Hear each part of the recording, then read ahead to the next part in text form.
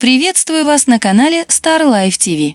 В этом видео я расскажу о символике и негативных программах будущего в выступлении Рианны на Супербоуле 2023. В ночь с 12 на 13 февраля 2023 года на стадионе State Farm в Аризоне состоялся финальный матч главного чемпионата по американскому футболу. Хедлайнером Супербоула в этом году стала певица Рианна, которая уже давно не давала концертов. Прямую трансляцию выступления артистки одновременно смотрело более 118 миллионов человек по всему миру. Неудивительно, что мероприятие подобного масштаба не осталось без внимания иллюминатов. Номер Рианны был переполнен символикой и скрытыми отсылками. Не исключено, что через него представители известного культа сообщали человечеству о своих планах на ближайшее будущее. Супербоул является одним из важнейших событий в американской культуре. Ежегодно он собирает у экранов телевизоров миллионы зрителей, а билеты на мероприятие заканчиваются задолго до начала матча. За счет обширной аудитории Супербоул считается одной из самых дорогих площадок для рекламы. В этом году расценки за показ 30-секундного рекламного ролика во время трансляции составили $7 миллионов. Исходя из всего этого, несложно представить значимость события для представителей мировых элит. Подобные массовые мероприятия используются ими для озвучивания повестки на ближайшее будущее. В 2023 году выступления артиста в перерыве Супербоула зрители ждали едва ли не больше, чем сам матч. Всемирно известная певица Рианна появилась на сцене впервые после почти пятилетней паузы. О том, что именно она станет хедлайнером мероприятия, стало известно еще 25 сентября 2022 года. Если Бейонсе, ставшую триумфатором последней премии Грэмми, называют королевой иллюминатов, то Рианна после клипа 2011 года на песню S&M получила негласное звание принцессы иллюминатов. В ролике певица позировала на фоне стены с соответствующей надписью. Символичен уже тот факт, что практически одновременно внимание публики привлекли именно к этим двум исполнительницам. Выступление Рианны на Супербоуле длилось 13 минут, что совпадает с любимым числом представителей известного культа. Само мероприятие тоже состоялось именно 13 числа. На первых секундах номера Рианны в кадре появился ее темный силуэт, который словно растворился в бесконечности Вселенной. После этого в зале загорается свет, и мы видим лицо певицы крупным планом. В глаза сразу же бросается ее прическа. Две свисающие пряди напоминают демонические рога.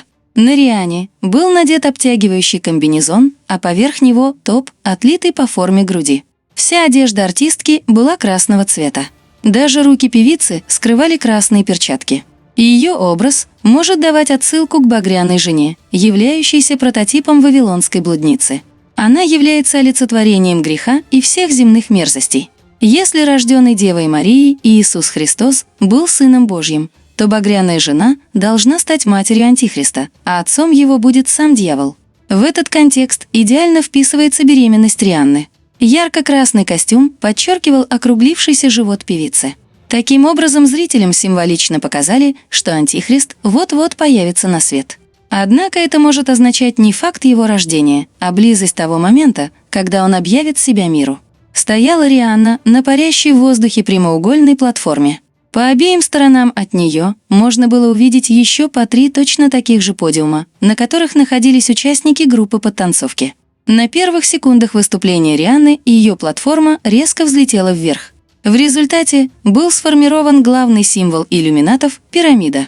Одетая во все красное, Рианна занимала ее вершину, олицетворяя Красную Королеву, стоящую во главе известного культа. Далее платформы переместились, образовав некое подобие лестницы.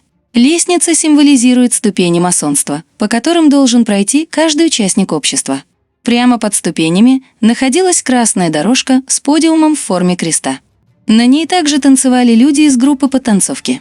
Их наряды были не менее символичными, чем у Рианны. Они напоминали защитные костюмы, используемые во время биологических или химических атак.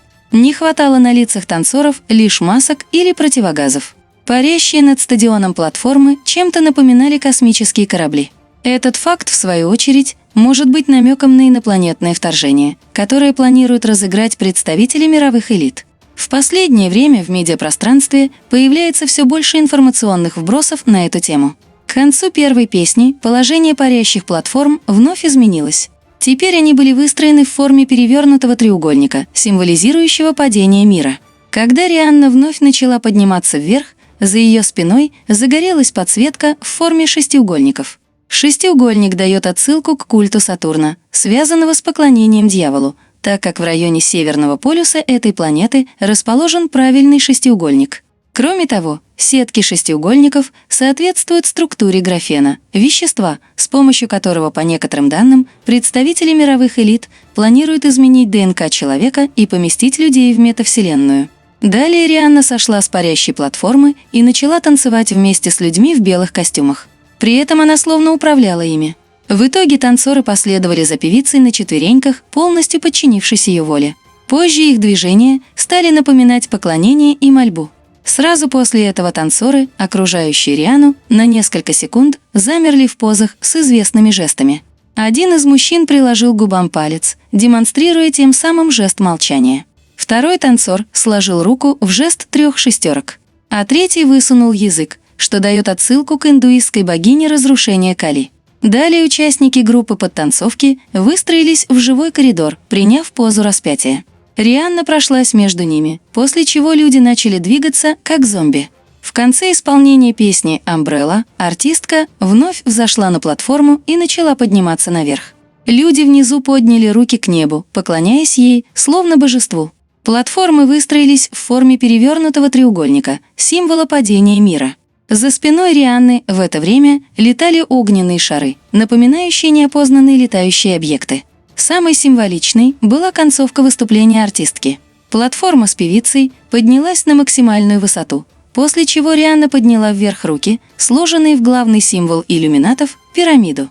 Этот жест исполнительница демонстрировала в течение нескольких секунд.